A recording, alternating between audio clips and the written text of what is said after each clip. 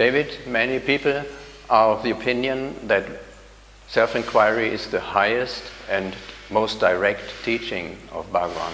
What do you say about that?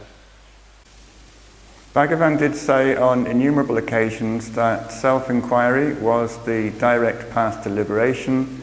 He said it's the most effective, and on some occasions he said it's the only effective way to realize the self. But that's not the same as saying that it's his highest teachings, and I'll explain why.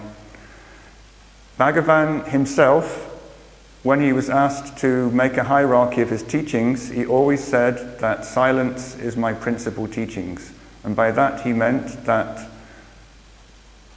when he abided in the self, in that state he created an energy field, and if you sat in that energy field, you could somehow be infected by those emanations of silence, you could tune into those emanations, and if your mind was sufficiently quiet and subtle, then you yourself could experience the self by being in the presence of Bhagavan.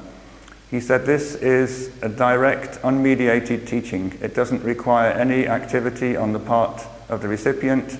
All it needs is a quiet mind and to sit in the presence of someone who has realized the self.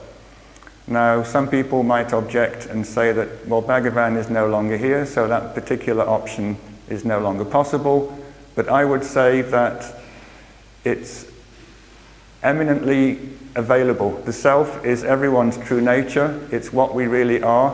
Bhagavan once said his favorite number one verse from the Bhagavad Gita was, I am the self, O Gudaseka, abiding in the heart of all beings. I am the beginning, the middle, and likewise the end of all that exists.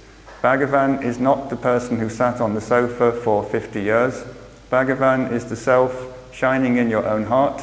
If you want to contact that self, all you have to do is look in the right direction.